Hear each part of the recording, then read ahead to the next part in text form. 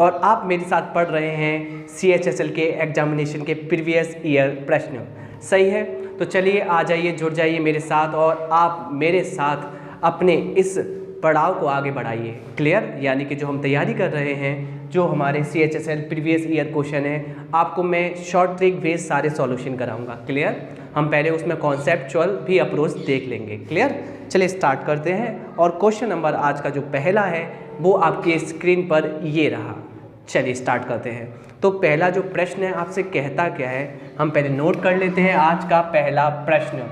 और आज का पहला प्रश्न आपसे कहता क्या है, कहने की कोशिश करता है ये, यदि दो संख्याओं का योगफल 11 है, इसका मतलब अगर आप दो संख्याओं को लेते हैं और उनको जोड़ते हैं तो जोड़ने पर कितना आता है, 11। ये दिया गया है। तो गिवन क्या है, हमें दिया क्या गया है कि दो संख्याएं हैं जिनका योगफल कितना है, 11 है। सही है सब कुछ ना, ठीक है। और उनके वर्गों का योगफल कितना है, 65 है। और उनके वर्गों का योगफल 65 है, तो उनके घनों का योगफल क्या होगा। तो उनके वर्गों का योगफल दिया गया है, वर्गों का योगफल दिया गया है 65, तो उनके घनों का योगफल क्या होगा। मैं आपसे कहूँगा, अगर आप एग्जामिनेशन हॉल में बैठे हैं और आपको अगर ये सवाल फास्टली करने हैं, तो मैं यही आपको हिदायत दूंगा, एडवाइस दूंगा, सलाह दूंगा कि आप क्या करें, आप हिट एंड ट्रायल रूल लगाएं।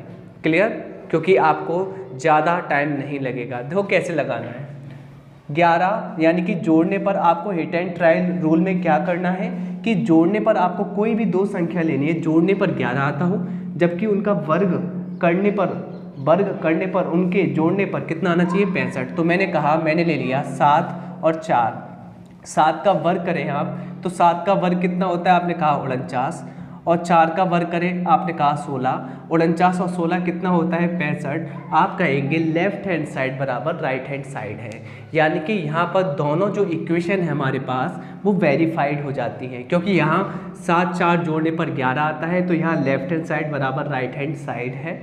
और यहाँ भी अगर इन संख्याओं का वर्गों का योगफल करते हैं तो 65 ही आता है। तो हमारा जो इक्वेशन है दोनों ओर हमारी सेटिस्फाइड है। बस फिर करना क्या है आपको, तो पहली संख्या हमारी कंफर्म हो गई 7 है, दूसरी 4 है, तो 7 की पावर 3 और 4 की पावर 3 आपको कैलकुलेट कर लेना है। 7 की पावर 3 होता है 343, जबकि 4 की पावर 3 होता है 64। क्या इन दोनों को आप जोड़ पा रहे हैं, हाँ जी, 4 3 7 6 4 10 0 कैरी 1 और यहाँ 407 इसका अभीष्ट आंसर हो जाएगा, जो कि ऑप्शन नंबर आपको दिखाई दे रहा है सेकंड। ठीक है, चलिए क्वेश्चन नंबर नेक्स्ट कर लेते हैं। क्लियर, आपको समझ में आ रहा होगा, ठीक।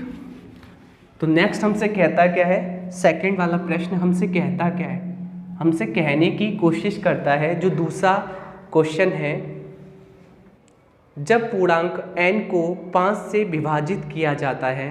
क्लियर, यानी कि कोई भी संख्या n रही है उसको आप 5 से विभाजित करते हैं। कंडीशन ये है, कोई भी संख्या n है, जब आप 5 से विभाजित करते हैं तो जो शेषफल आता है ना, शेषफल आता है वह कितना आता है, उसने कहा है शेषफल 3 प्राप्त होता है। यदि 8n को आप 5 से विभाजित करते हैं तो शेषफल क्या आएगा, जबकि 8n को यानी कि जो भी n है, n को आप कितना कर लीजिए, 8n कर लीजिए, और 8n में आप किससे डिवाइड करना चाहते हैं, 5 से डिवाइड करना चाहते हैं, तो आपका शेषफल क्या रहेगा। कंडीशन आपके सामने ये है। अब मैं आपको बता दूं कैसे करना है। तो आपके लिए एक पॉइंट है, क्या है पॉइंट, आप ध्यान रखें। जब भी आपके भाजक समान रहेंगे, दोनों स्थिति में भाजक समान है, भाजक क्या है, समान है, यानी कि कांस्टेंट है, उस स्थिति में हमेशा ध्यान रखना, जो भाज्य होता है ना, भाज्य होता है, या मैं इसको कह सकता हूँ संख्या, जो भाज्य होता है या संख्या होती है, कहने का मतलब जिसमें भाग दिया जाता है वह डायरेक्टली प्रोपोर्शनल होगी, समानुपाती होगी किसके, शेषफल के। किसके, शेषफल के। कहने का मतलब यह है, अगर भाज्य दुगना होगा, संख्या दुगनी होगी तो शेषफल भी दोगुना हो जाएगा। यदि हमारी संख्या 8 गुनी होगी तो शेषफल भी 8 गुना हो जाएगा। कन्फर्म, हाँ जी। अब मुझे एक बात बताइए अच्छे से, तो यहाँ पर हमें पता है हमारा भाज्य कॉस्ट, देखिए यहाँ पर हमारा भाजक कांस्टेंट है ना, स्थिर है ना, क्लियर, स्थिर होना चाहिए या मल्टीपल होना चाहिए, क्लियर, मल्टीपल होना चाहिए। कहने का मतलब अगर यहाँ 25 होता तो 5 भी चल जाता, क्योंकि 5 मल्टीपल है 25 का। ठीक है, ओके, समझ में आ रहा है। इस कंडीशन में आप करते क्या है, भाज्य संख्या प्रोपोर्शनल होती है डायरेक्टली शेषफल के, सही है। तो मैं ये कह सकता हूँ जो चेंजेस संख्या में आए हैं वही चेंजेस शेषफल में आएंगे। अगर हमारी संख्या 8 गुना हुई है तो हमारा शेषफल भी 8 गुना हो जाएगा। और अब आप मुझे बताइए अच्छे से, ये शेषफल ही किसका काम करेगा, संख्या का। तो आप शेषफल में ही भाग दीजिए, क्योंकि शेषफल किसके क्रमानुपाती है, समानुपाती, भाज्य के। तो मैं इसमें भाग दे सकता हूँ किसका, 5 का। तो 8 तिया 24/5 और आप कहेंगे शेषफल आ जाएगा इस स्थिति में 4। समझ में आ रहा है? आपको मैं डायरेक्टली बता दूँ, कहते हैं ना कि कभी भी शेषफल से शेषफल बचे और भाजक समान हो तो डायरेक्टली शेषफल में भाग दे दीजिए। पर करने की स्थिति ये होती है कि आपको करना ऐसे है, सही है। अगर कि यदि किसी त्रिभुज की तीनों भुजाएं 11 सेंटीमीटर, 12 सेंटीमीटर, 13 सेंटीमीटर है, क्योंकि यहाँ पर त्रिभुज की तीनों भुजाएं अलग अलग है यानी कि विषम है, तो ये विषम बाहु त्रिभुज हो गया, सही है। तो दिए गए त्रिभुज का क्षेत्रफल निकाल दीजिए। तो दिए गए त्रिभुज का क्या निकाल देना है, आपको क्षेत्रफल निकाल देना है। ये क्वेश्चन की डिमांड है, सही है। अब आपको पता होगा कि पहली भुजा यहाँ पर कितनी है, आपने कहा पहली भुजा ए 11 सेंटीमीटर है, जबकि दूसरी भुजा बी 12 सेंटीमीटर है, जबकि तीसरी भुजा सी 13 सेंटीमीटर है। इस प्रकार से भुजाएं दी गई हैं। हमसे पूछा गया है कि त्रिभुज का क्षेत्रफल निकालना है। तो आपको पता है ना, ये जो त्रिभुज का क्षेत्रफल निकालना है, यहाँ त्रिभुज, यहाँ पर तीनों भुजाएं अलग अलग हैं, सही है। और ये ट्रिपलेट भी नहीं बनाती, यानी कि पाइथागोरस संबंध भी नहीं रखती हैं, सही है। अगर ये पाइथागोरस संबंध नहीं रखती, आपको बता दें पाइथागोरस रिलेशन क्या होता है, प्रमेय क्या होती है। तो पाइथागोरस थ्योरम कहती है कि कर्ण का स्क्वायर, बड़ी भुजा का वर्ग, दो छोटी भुजाओं के वर्गों के योगफल के बराबर होता है। तो यहाँ पर तो ऐसा भी नहीं है, ठीक है। तो मैं ये कह सकता हूँ विषम बाहु का क्षेत्रफल लगना ही है, सही है। तो विषम बाहु का क्षेत्रफल क्या होता है, वह होता है एस, देखना अच्छे से, अंडूर में s minus a, s minus b, s minus c. ये होता है किसका फॉर्मूला, विषम बाहु त्रिभुज का क्षेत्रफल का फॉर्मूला। फिर आपके माइंड में थॉट आ रहा होगा यहाँ एस क्या है, तो मैं आपको बता दूँ एस होता है अर्ध परिमाप, सही है, अर्ध परिमाप, क्लियर। मैं ये कह सकता हूँ कि एस है अर्ध परिमाप। अर्ध परिमाप, पहले तो परिमाप निकाल लें। अगर मैं इसका परिमाप निकालूँ तो 11 पहली भुजा, दूसरी भुजा, तीसरी भुजा, यानी कि तीनों भुजा को जोड़ते हैं और इसको आधा कर देते हैं, क्योंकि एस यहाँ पर अर्ध परिमाप है। तो मैंने कहा कि यहाँ पर आ गया 36/2 18। तो एस का मान आ चुका है ना, हाँ जी आ चुका है। तो मुझे त्रिभुज का क्षेत्रफल चाहिए। अब मैं त्रिभुज का जब क्षेत्रफल निकालूंगा ना, तो अंडोड में जो मेरा एस है ना, जो मेरा एस है, एस का ही मान कितना आया है, आपने कहा 18 आया है। तो यहाँ पर रखेंगे 18, सही है, यहाँ पर रखेंगे 18। यहाँ 18 में से क्या घटा देंगे, भुजा 1 11, तो 18 में से आप 11 घटा देंगे तो आएगा कितना, आपने कहा 7। यहाँ 18 में से अगर दूसरी भुजा 12 है, आप घटा देंगे तो आएगा कितना, 6। आप 18 में से तीसरी भुजा क्या है, 13, घटा देंगे तो आएगा 5, सही है। और अंडर रूट से बाहर निकलने के लिए आपको पता है अच्छी तरीके से कि पेयर के टर्म्स में बाहर निकलते हैं, क्लियर। तो आप क्या करेंगे, ऐसे तोड़ सकते हैं 6 तिया 18, ठीक, जिससे 6 पेयर बनाकर बाहर निकल जाएगा, क्लियर। क्योंकि वर्गमूल से बाहर निकलने का सिद्धांत होता है कि अगर कोई भी संख्या अपने पेयर बना लेती है तो बाहर निकल सकती है, ठीक। तो 6 पेयर बना के बाहर निकल गया। क्या और कोई पेयर बनने, आपने कहा नहीं। तो बच कितना रहा है, 7 5 3, 7 5 35 तिया 105।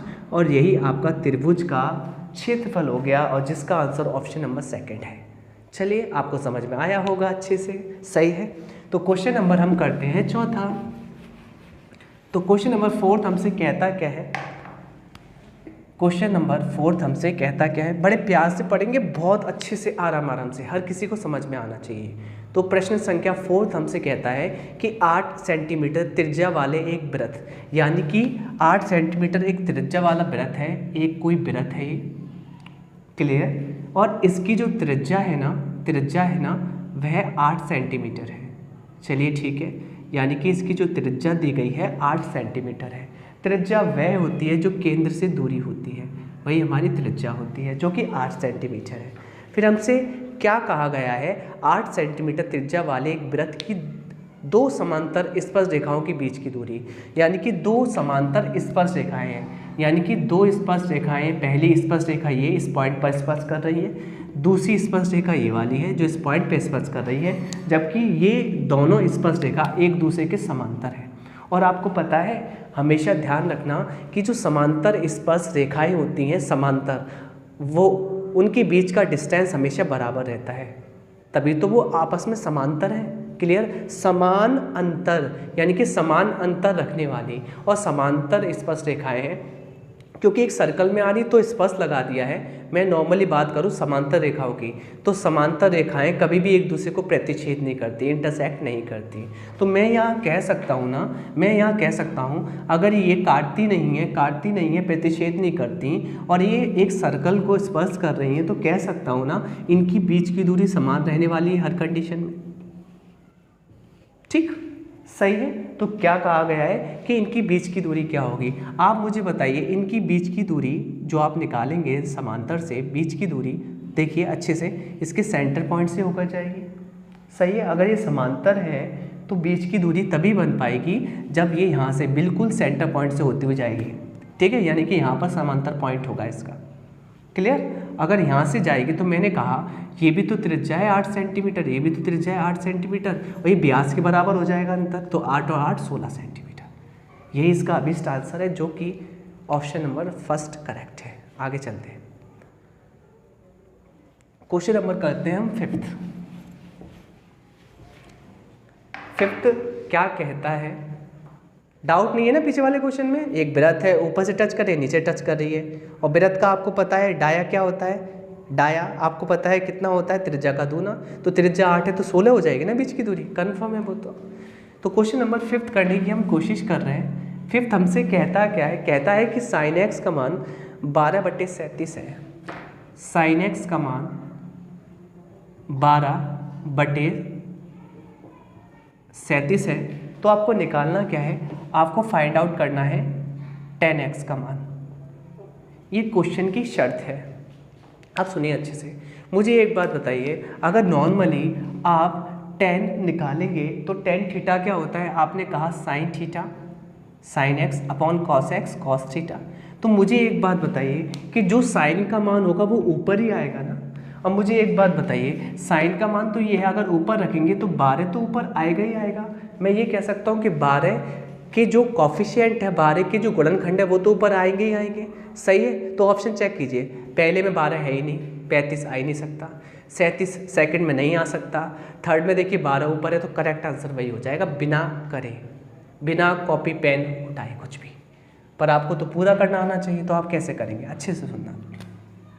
अब आपको करना क्या है, आप इसमें लगा दीजिए, क्या लगा दीजिए, पाइथागोरस प्रमेय। पाइथागोरस कहता क्या है, मैं बहुत अच्छे से बताऊंगा आपको। साइन थीटा होता है यहाँ पर लंब बटे कर्ण, ठीक, यानी कि ये लंब है जो कि 12 सेंटीमीटर है, ये कर्ण है 37 सेंटीमीटर है। सही है, यानी कि हम ये कह सकते हैं ये परपेंडिकुलर डिस्टेंस है, ये हाइपोटेनियस है। ठीक, आपको पता है कभी भी आपको अगर आधार निकालना होता है, और आधार आपको पता होगा ना, आधार क्या होता है, आधार वो 2 छोटी भुजाओं में से एक छोटी भुजा होती है। बड़ी भुजा होती है सबसे कर्ण, और फिर इससे छोटी 2 भुजाएं होती हैं, जिसका नामकरण करते हुए हम पहला नाम देते हैं लंब और दूसरा नाम देते हैं आधार। तो हमेशा क्या करना है कि अगर बड़ी भुजा दी गई है तो बड़ी भुजा के वर्ग में से छोटी भुजा के वर्ग को घटा लेंगे, दूसरी छोटी भुजा का वर्ग निकल आएगा। सही है यहाँ तक? हाँ जी सही है। तो मैंने कहा आप डायरेक्टली करना चाहेंगे 37 का स्क्वायर कितना होता है, तो आपने कहा कि 50 से कितना कम, आपने कहा कि 13 कम, 13 का वर्ग 69। क्लियर, 13 का वर्ग 169, 169 में 69 तो आपने लिख लिया, और एक आपने कैरी माइंड में रख लिया। एक जोड़ लेंगे, किस में जोड़ेंगे? 25 में से वही 13 घटा दीजिए जो जितना कम था। तो 25 में से 13 गए 12, 12 में एक कैरी 1369। सही है यहाँ तक? ये बड़ी भुजा का वर्ग आ गया, यानी कि 37 का स्क्वायर किया आपने। अब 12 का स्क्वायर करना, आपने कहा 144। क्लियर? तो बड़ी भुजा के वर्ग में जो कि आप कर्ण कहते हैं उसमें से आप घटा देते हैं छोटी भुजा जो कि यहाँ पर है लंब, तो आपकी भुजा आ जाएगी आधार। तो आधार कितना आएगा? आपने घटाया, 9 में 4 गए 5, 6 में 4 गए 2, यहाँ आ जाएगा 1225। और 1225 आएगा, वो आधार नहीं आएगा। क्लियर? 1225 आधार नहीं आएगा। आधार आने के लिए इसका अंडरूट करना पड़ेगा। क्लियर? तो 1225 अंडरूट होता है 35 का, तो आपका आधार आ गया 35। ठीक? अगर आपको ये कंडीशन नहीं पता तो आप ऐसा कर लीजिए कि कर्ण का स्क्वायर, बच्चों की तरह, लंब का स्क्वायर प्लस आधार का स्क्वायर, ये आपका होता है कि दो छोटी भुजा जो कि लंब और आधार है उनका स्क्वायर का योगफल हमेशा बड़ी भुजा के वर्ग के बराबर होता है। तो इस कंडीशन से भी आप कर सकते थे, जहाँ आपको कर्ण पता है 37 का स्क्वायर, आपको लंब पता है 12 का स्क्वायर, आपको आधार निकालना था, जो कि आपने करा था 37 का स्क्वायर किया था अभी देखो आपने 1369 और 12 का 144 और आधार निकाल लिया था और घटा लिया था तो आया था 1225 और ये आधार का स्क्वायर। जबकि आपको आधार निकालना है तो अंडूर लगाया था जो कि आया था कितना? 35। अब ठीक है, अब तो आ गया होगा समझ में, है ना? तो हम अच्छी तरीके से करने चाहेंगे जैसे आपको समझ में आए वैसे, पर मैं तो आपसे कहूँगा डायरेक्टली करने की कोशिश करना, ठीक है? क्योंकि हम लोग कंपटीशन की तैयारी कर रहे हैं। सही है? चलिए, तो मैंने कह दिया आपसे कि भाई आधार 35 आ गया। अब tan थीटा क्या होता है? तो आपको पता है परपेंडिकुलर डिस्टेंस अपॉन बेस, यानी कि आप कह सकते हो लंब बटे आधार, लंब बटे आधार। जहाँ आपका लंब क्या है तो आपने कह दिया लंब तो 12 है ना, जबकि आधार क्या है आपने कहा निकाल लिया है 35। तो यही इस क्वेश्चन का बेस्ट आंसर है, और जो कि मैंने डायरेक्टली ऑप्शन से आपको स्टार्टिंग में ही बता दिया था कि साइन ऊपर है तो साइन का 12 तो ऊपर ही आएगा, यानी कि 12 का जो आप गुणनखंड तोड़ोगे वो ऊपर आने ही है। चलिए नेक्स्ट क्वेश्चन करते हैं। क्वेश्चन नंबर है हमारा 6। सही है? आराम से पढ़ रहे हैं, कोई दिक्कत नहीं है, सबको समझ में आना चाहिए। तो क्वेश्चन नंबर 6 हमसे कहता क्या है? क्वेश्चन नंबर 6 कहता है कि 13 सेंटीमीटर और 5 सेंटीमीटर त्रिज्या के दो संकेंद्रित वृत्त हैं। संकेंद्रित वृत्त होते हैं जिनका केंद्र एक होता है। तो मैंने कहा एक तो हो गया छोटा वृत्त, इसका केंद्र, एक हो गया भाई बड़ा वृत्त, इसका भी केंद्र, और दोनों के केंद्र एक ही है, इसलिए इसको कहते हैं संकेंद्री, यानी कि एक ही केंद्र रखने वाले वृत्त। सही है? बड़े वृत्त की जो जीवा की लंबाई ज्ञात करनी है, बड़े वृत्त की जीवा की लंबाई ज्ञात करनी है जो छोटे वृत्त को स्पर्श करती है। देखिए एक बात सुनिए, 13 सेंटीमीटर और 5 सेंटीमीटर त्रिज्या के दो संकेंद्रित वृत्त हैं। तो बड़े वाले की त्रिज्या कितनी है? आपने मुझसे कहा बड़े वाले की त्रिज्या है 13 सेंटीमीटर, क्लियर? जबकि छोटे वाले की त्रिज्या कितनी है? 5 सेंटीमीटर। आपने कहा छोटे वाले की 5 सेंटीमीटर। सही, इधर भी बना सकते हैं 5 सेंटीमीटर, कहीं भी लिख सकते हैं आप। ठीक? आपसे क्या कह रहा है पता है? ये आपसे कह रहा है बड़े वृत्त की जीवा की लंबाई ज्ञात करें जो छोटे वृत्त को स्पर्श करती है। तो मैंने कहा बड़े वृत्त की जीवा की लंबाई जो छोटे वृत्त को स्पर्श करती है, तो स्पर्श तो बाहर से ही किया जाता है ना, ये वाला जो स्पर्श करती है, इसकी लंबाई निकालनी है। अब इसकी लंबाई कैसे निकालेंगे आप? तो आपको आता है अच्छे से। मैंने कहा ये 13 सेंटीमीटर है तो ये भी 13 सेंटीमीटर, सॉरी ये 13 सेंटीमीटर है, कोई डाउट नहीं है ना? ये अगर 13 सेंटीमीटर है तो मैं ये कह सकता हूँ ना कि ये तो त्रिज्या है बड़े वृत्त की, तो ये भी तो 13 सेंटीमीटर होगी। देखिए परिधि से केंद्र से दूरी होती है वही होती है हमारी त्रिज्या, तो ये भी त्रिज्या होगी। ये इसकी देखो त्रिज्या है, आपको कुछ पता चल रहा है? यहाँ पे देखिए ये 13 सेंटीमीटर और ये परपेंडिकुलर डिस्टेंस डाला है मैंने, ये डाला है मैंने लंबवत दूरी 90 पर, तो 90 पर डालेंगे, ये भी तो त्रिज्या है छोटे वृत्त की, ये भी तो त्रिज्या है छोटे वृत्त की, और ये परपेंडिकुलर डिस्टेंस डाला है इस जीवा पर, और परपेंडिकुलर डिस्टेंस डालते हैं हम जीवा पर। सही है? क्लियर? तो हमने ये कहा ये हो गया लंब, ये हो गया कर्ण, तो हमें निकालना है आधार। आधार कैसे निकलेगा? कर्ण के स्क्वायर में से 13 का वर्ग करके 169 में से 5 का वर्ग घटा देंगे 25, आ जाएगा कितना 144, और अंडोर में 144 होता है 12, तो आधार आ जाएगा 12, इतना सा 12 और ये भी है 12। आपको याद होगा थ्योरम होती है जब आप क्या करते हैं केंद्र से जीवा पर लंब डालते हैं तो जीवा दो भागों में विभक्त हो जाती है, बट जाती है। तो आपने केंद्र से लंब डाला है, क्लियर, लंब डाला है और वो लंब की लंबाई कितनी है 5 सेंटीमीटर, जो कि त्रिज्या है छोटे वृत्त की, सही है। और ये जो लंब डाला है जो कि है 5 सेंटीमीटर की त्रिज्या और कर्ण भी है, तो आपने आधार निकाल लिया। और आधार क्या है? आधार आपकी जीवा है, और आपको पता है जब लंब डालते हैं ना केंद्र से, वो जीवा को दो बराबर भागों में विभक्त करता है, डिवाइड करता है। तो मैंने कहा ये 12, तो ये 12 कितना टोटल आ जाएगी जीवा की लंबाई? आपने कहा 24 सेंटीमीटर। चलिए नेक्स्ट क्वेश्चन पे चलते हैं। क्वेश्चन नंबर 6 नहीं 7 हमसे कहता क्या है?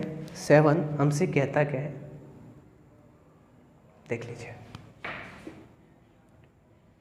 7 कहता है कि यदि x का 22%, यदि x का मतलब होता है गुणा का 22%, y का 30% है, y का कितना है? y का कितना परसेंट है? आपसे कहा गया है y का 30% है। कितना परसेंट है? 30% के बराबर है, सही है। तो y और x में अनुपात बताना है, कोई प्रॉब्लम नहीं है, कैलकुलेशन कर ले, परसेंट से परसेंट कट जाएगा, ठीक है। यहाँ तक x और यहाँ अपॉन में आ जाएगा y बराबर, यहाँ आ जाएगा 2 से कटने पर 15, 2 से कटने पर ये 11, काट लीजिए 2 से, 15 और 11। तो मैं ये कह सकता हूँ x और y का अनुपात आ जाएगा 15:11, जबकि आपसे पूछा गया है y और x में बताएं। तो y और x में जो अनुपात आएगा ना, वह आएगा 11:15, और यही इस क्वेश्चन का अभिष्ट आंसर है जो कि आपकी स्क्रीन पर है। क्वेश्चन नंबर 8 करते हैं। 8 हमसे कहता क्या है? 8 कहता है एक सीलिंग फैन का अंकित मूल्य 3250 है 3250, यानी कि जो मार्क प्राइस है वह कितना है? 3250 रुपये है। फिर कहता है क्या है? और दुकानदार इस पर 8% की छूट देता है, तो सीलिंग फैन का विक्रय मूल्य क्या होगा? सही है। तो दुकानदार क्या है? जो हमारा शॉपकीपर है, मान लीजिए कि आप क्या करने गए, आप कस्टमर हैं, उससे सामान खरीदने गए, दुकानदार ने क्या कर दिया? दुकानदार ने आपको डिस्काउंट दे दिया, कितना परसेंट का? 8% का। 8% का मतलब होता है यहाँ पर फ्रैक्शन 8%, यानी कि 8/100, सही है। यहाँ तक आप इसको छोटा कर लीजिए, 4 से काटिए 2 बार, 4 से काटिए 25 बार, यानी 25 आपका अंकित मूल्य था, तो 25 में उसने कितना कम किया है? 2 कम किया है। तो मैं ये कह सकता हूँ कि मार्क प्राइस यदि 25 था, 25 में 2 यूनिट की छूट दी है, तो सेलिंग कितना कराया उसने? बेचा कितना है दुकानदार ने? तो आपने कहा 23 यूनिट में, सही है। तो ये रेशियो आ गया MP का SP से। फिर आपसे बोल क्या रहा है? यहाँ MP का मान अगर 3250 है तो SP का मान कितना होगा? तो MP का मान कितना है? 3250। कर ले कैलकुलेशन, 25 एकम 25 बचेगा 7, क्लियर, 75, यानी कि 25 × 75, ये आ जाएगा पुटिंग वैल्यू 130, जो कि आपको रख देनी है किसमें? सीलिंग फैन के विक्रय मूल्य में। ये विक्रय मूल्य हुआ, इसमें आप रख दीजिए।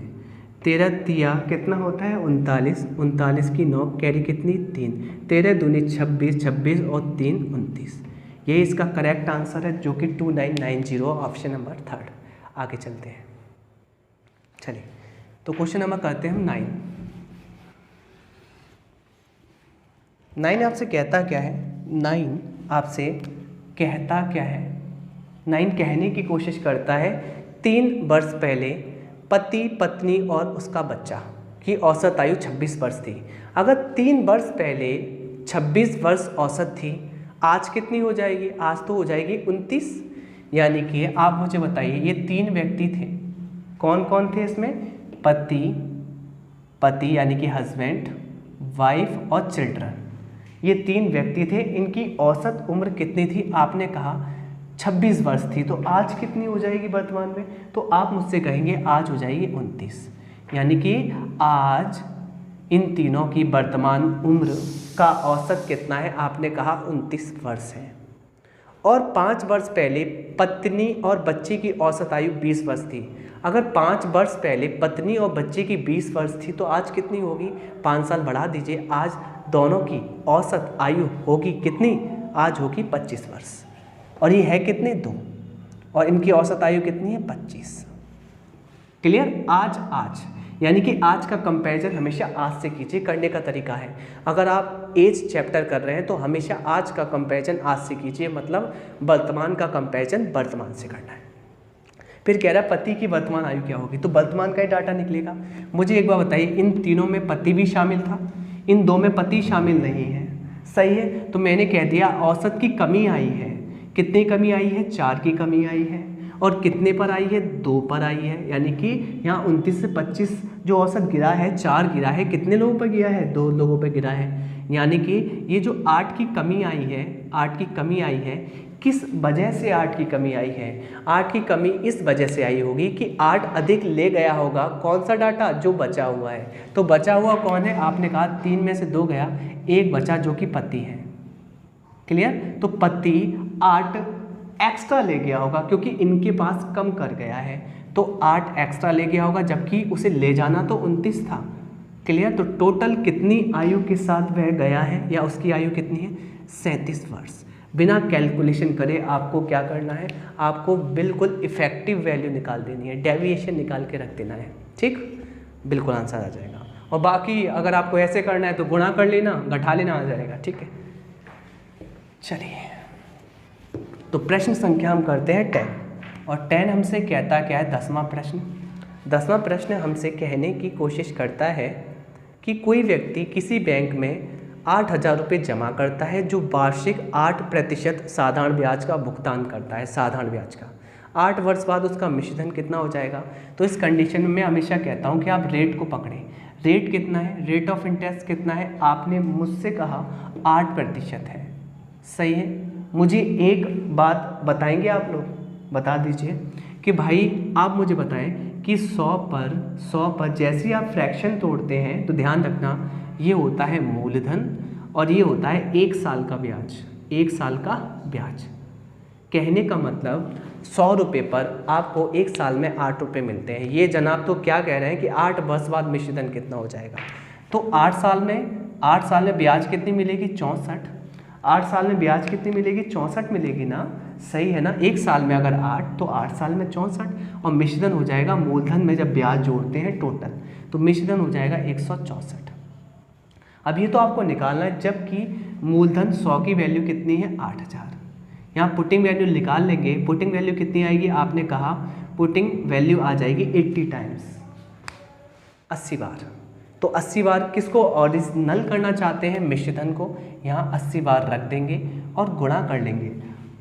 8 चौक 32 की 2 कैरी 3, 8 6 48 3 51 की 1 कैरी 5, 8 एकम 8 और 5 13, और ये आंसर आ जाएगा 13120, जो कि ऑप्शन नंबर 4 हमारा सही है। नेक्स्ट क्वेश्चन करते हैं 12।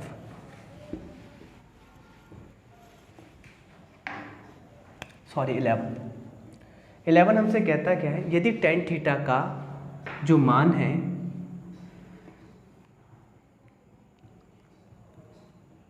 20/21 है, तो आपसे कहता है तो बताइए, तो बताना है sin theta minus cos theta upon में sin theta plus cos theta, ये आपको बताना है। सही है, मैं आपको तरीका बताता हूँ। यहाँ पर बताइए क्या ये सिमेट्रिक फंक्शन है, होमोजीनियस फंक्शन है? तो होमोजीनियस, आप मुझे बताइए क्या यहाँ पर घात समान है? यहाँ देखिए 1 1 1 1, और इस कंडीशन में जो मैं बता रहा हूँ वह चीज़ लग जाती है। क्लियर? ओके, सही है। तो मैंने कहा आपसे कि यहाँ पर होमोजीनियस है। होमोजीनियस में क्या होता है, घात आपकी समान होनी चाहिए, अंश की घात समान, हर की घात समान। सही है, घात ज़्यादा कम हो सकती है पर सबकी घात समान होनी चाहिए। यहाँ भी एक, यहाँ भी एक, यहाँ भी एक, यहाँ भी एक, तो आप लगा सकते हैं, डायरेक्टली कर सकते हैं, कुछ नहीं करना। तो मैं आपसे कहूँगा इसको आप ये तोड़ लें, sine theta upon cos theta होता है ना, तो मैं आपसे डायरेक्टली कहूँगा साइन थीटा का मान रेशियो में कितना है 20 और कॉस थीटा का कितना है 21, डायरेक्टली आप रख सकते हो होमोजीनियस फंक्शन के लिए। सही, चलिए तो साइन थीटा का मान कितना है 20, तो 20 माइनस 21, क्लियर, क्योंकि कॉस थीटा का मान 21 है, और 20 प्लस 21 आंसर आ जाएगा माइनस के 1/41, और यही इसका अभीष्ट आंसर है, जो कि ऑप्शन नंबर हमारा 4 सही है। नेक्स्ट क्वेश्चन पे चलते हैं। क्वेश्चन नंबर आज का है 12वां क्वेश्चन हमसे कहता क्या है, अगर आपको समझ में आ रहा है तो प्लीज़ शेयर कर दीजिए, है ना, ओके, क्योंकि अच्छे से अच्छा कंटेंट आपको मिल पाए, है ना, हम अच्छे से पढ़ा पाएँ, क्योंकि हमें भी मोटिवेशन की आवश्यकता होती है ना, क्योंकि हम भी इंसान हैं। चलिए उस वृत्त की त्रिज्या निकालनी है आपको, उस वृत्त की क्या निकालनी है, त्रिज्या निकालनी है, ठीक है, जिसका क्षेत्रफल 15 सेंटीमीटर और 8 सेंटीमीटर त्रिज्या वाले दो वृत्तों के क्षेत्रफलों के योग के बराबर है। सही है, तो मैंने कहा इसको बड़ा लिख लीजिए क्योंकि इसकी त्रिज्या बड़ी आएगी। सही है, मैंने कहा कि भाई हमें क्या निकालना है, हमें निकालना है इस वृत्त की त्रिज्या r निकालनी है, जबकि इस वृत्त का, बड़े वाले वृत्त का जो क्षेत्रफल है, दो छोटे जो क्षेत्रफल हैं, दो जो क्षेत्रफल रखते हैं छोटे छोटे दो वृत्त, उनके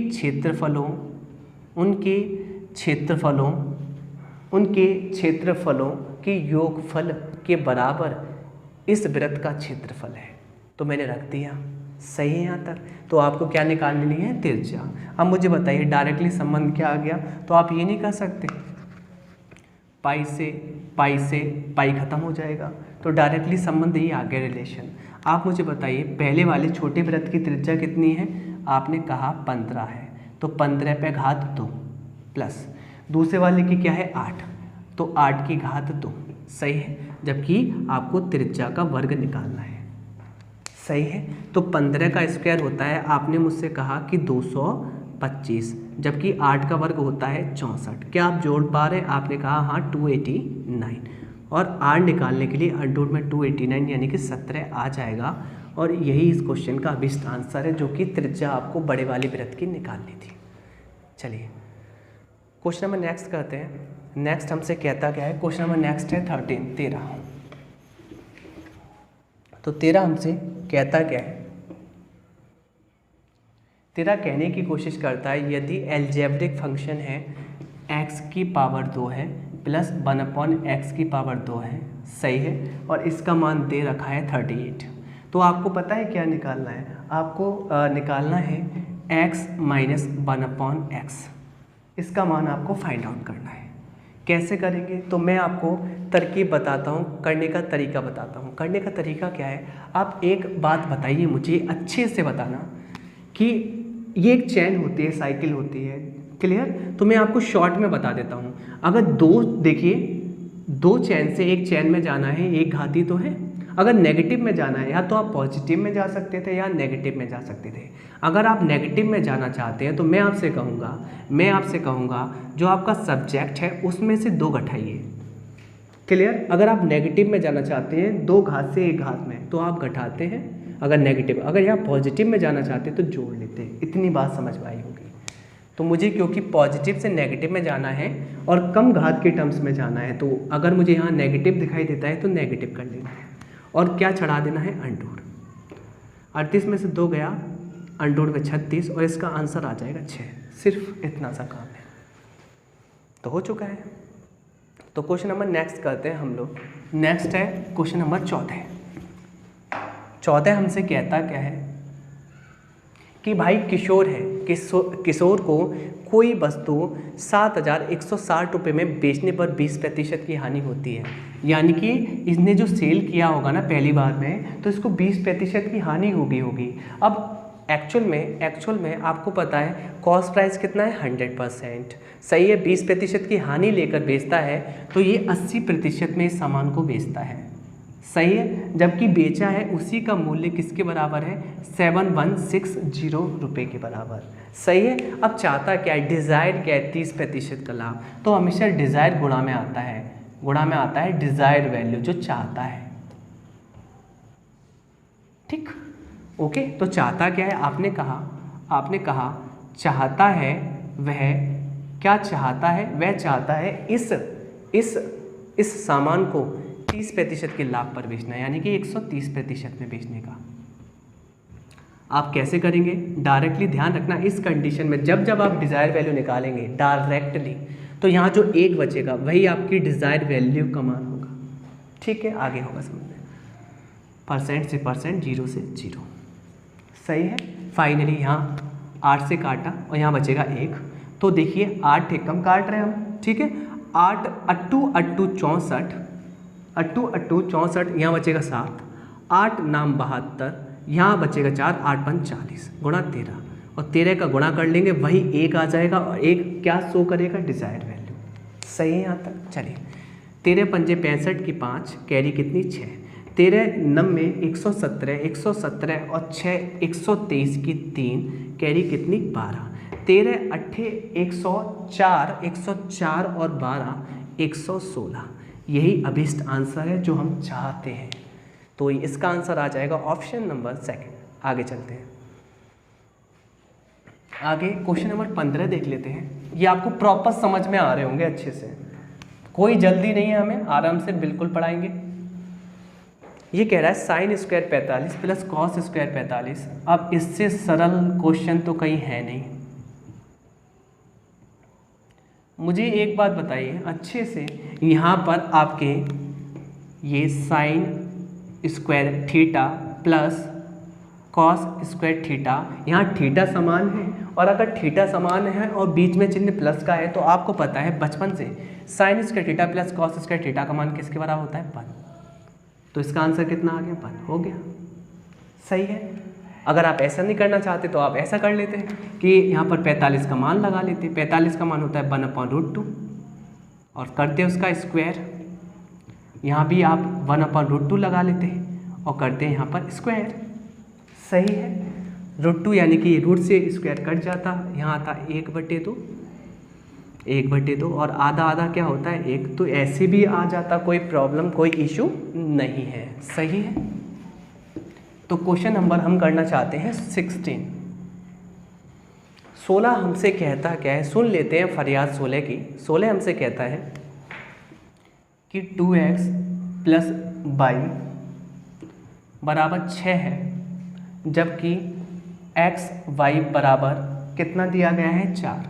तो आपको फाइंड आउट करना है 8x³ + y की पावर q, ये आपको फाइंड आउट करना है। दो इक्वेशन है, दो वेरिएबल है, क्लियर, सॉल्व हो जाएगा। पर मैं आपसे कहता हूँ हिट एंड ट्रायल यूज कर सकते हैं। अगर हिट एंड ट्रायल लग जाता है तो क्या पुट करना चाहेंगे, मैंने कहा x का मान 2 पुट किया, y का मान 2 पुट किया, 2 दूनी 4 होता है, हाँ जी कन्फर्म। देख लेते हैं यहाँ भी कन्फर्म, तो ये सेटिस्फाइड हो जाएगा। तो x का मान 2, y का मान 2, तो 2 दूनी 4 और 4 में 2 जोड़ेंगे 6, हाँ जी कन्फर्म हो चुका है हिट एंड ट्रायल से कि x का मान कितना है 2 और y का भी 2, यहाँ रख लेंगे। तो x का मान कितना है, आपने मुझसे कहा 2 है, तो 2 की पावर 3 प्लस y का मान भी कितना है 2, 2 की पावर 3। फाइनली आप गुणा कर पा रहे हैं, यहाँ आ जाएगा 8, 8 8 64 और यहाँ 8, फाइनली आंसर आ जाएगा 72, जो कि ऑप्शन नंबर 4 आपका करेक्ट है। आगे चलते हैं हम, क्वेश्चन नंबर किस पे चले हम चलते हैं 17 पर। क्वेश्चन नंबर 17 हमसे कहता क्या है,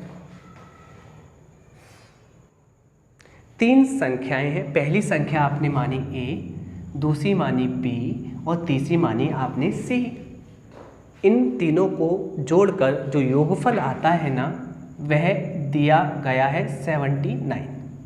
चलिए फिर आपसे कहता है यदि पहली संख्या दूसरी संख्या में अनुपात यानी कि इनका अनुपात दिया गया है ABC का। किस प्रकार से रहने वाला है? यदि पहली संख्या और दूसरी संख्या में अनुपात 4:7 है, पहली और दूसरी में अनुपात 4:7 है, जबकि दूसरी और तीसरी में अनुपात 4:5 है, दूसरी और तीसरी में 4:5 है। तो बताना है दूसरी संख्या क्या होगी। मैं आपको बता दूं, यहाँ पर जिस व्यक्ति की वैल्यू 2 बार आती है उसको समान कर लेते हैं, और हम ये कह सकते हैं, आप बताइए अगर आपका नाम रोहन है तो हर कंडीशन में आपका नाम रोहन ही रहना चाहिए ना, कि मैं आपसे कहूँ मोहन शोहन, गलत हो जाएगा ना। तो बेचारा यहाँ इसका नाम जो भी है वही यहाँ रहना चाहिए ना। तो ये तो अलग अलग है तो नाम को सेम कर लेंगे, कोई व्यक्ति तो एक है ना। सेम करने के लिए ऊपर आपको गुणा करना पड़ेगा किसका, आपने कहा मुझे 4 का, और 4 का अगर लड्डू खिलाया है तो इसके साथी को भी खिलाना, नहीं तो ये रूठ जाएगा। और नीचे समान करने के लिए आपने 7 की बर्फ़ी खिला दी है, अगर बर्फ़ी खिला दी है तो इसके साथी को भी खिलाना, सही है। फाइनली आपको पता है ये रेशियो क्या आ गया है। आपने मुझसे कहा कि A का मान 16 के अनुपात में है, जबकि B का मान 28 के अनुपात में है, जबकि C का मान 35 के अनुपात में है, जबकि तीनों अनुपातों का जो योगफल आ रहा है जोड़ लेंगे। 5 8 13 6 19, 19 की 9 कैरी 1 और 3 4 2 6 और 1 7, 79। और 79 की वैल्यू क्या है? 79। पुटिंग वैल्यू एक बार एक किस में रख देंगे, आपसे पूछा है दूसरी संख्या में, रख दीजिए ओरिजिनल करने के लिए, तो आंसर आ जाएगा आपका 28। ये अभीष्ट आंसर है इस क्वेश्चन का। तो क्वेश्चन नंबर हम करने जा रहे हैं आज का 18।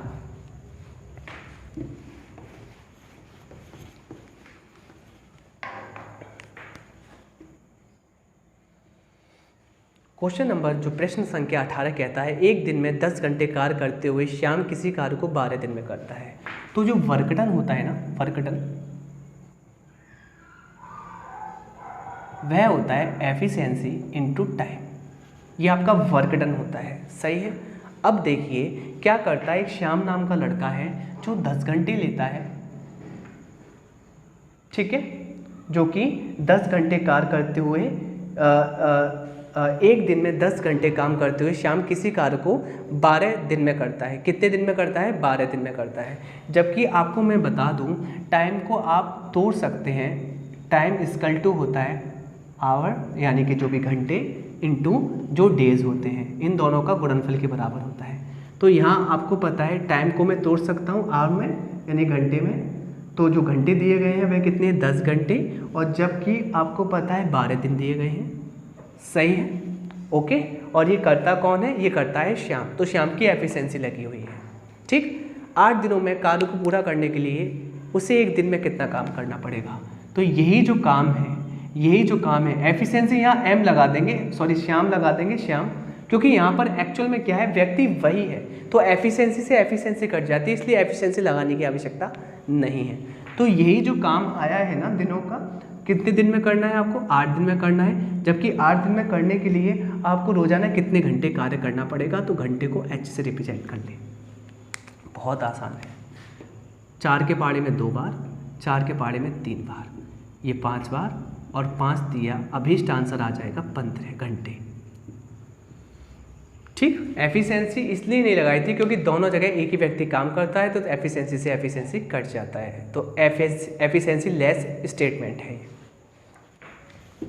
आगे चलते हैं, तो क्वेश्चन नंबर हम करते हैं आज का 19 हमसे कहता है, कैलकुलेशन वाला सवाल है।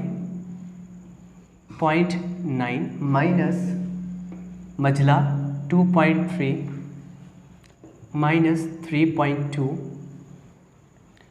माइनस 7.1 माइनस 5.4 माइनस 3.5, ठीक। हाँ जी, यही है। अब आपको कैलकुलेशन कैसे करनी होती है? बोर्ड मास के अकॉर्डिंग, सही है। बोर्ड मास कहता क्या है? बोर्ड मास कहता है पहले छोटे ब्रैकेट को आप सॉल्व कीजिए।